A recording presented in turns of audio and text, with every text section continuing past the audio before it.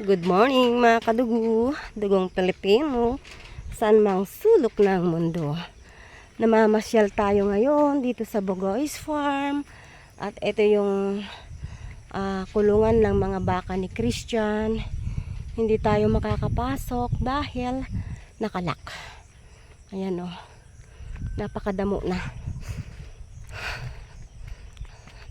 At ito naman yung part ng Bogoys Farm na nakasanla dahil sa pagkakasakit ni ate.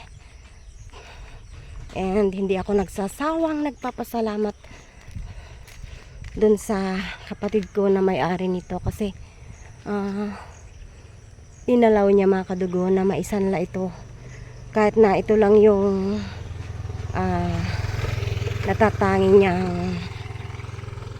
pangkabuhayan.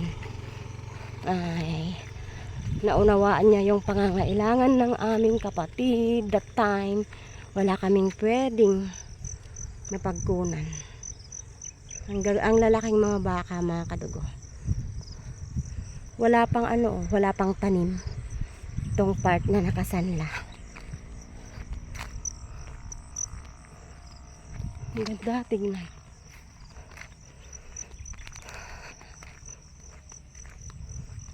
Punta tayo doon sa farmhouse. Although hindi din tayo makakapasok for sure kasi nakasara.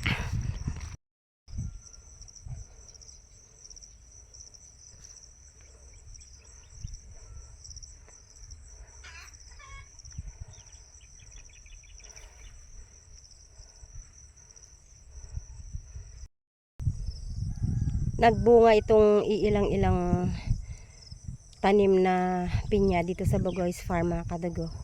Ayan o.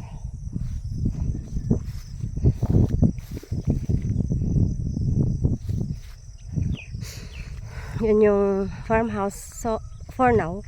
Kaya lang hindi tayo makakapasok dahil nasarhan itong kanyang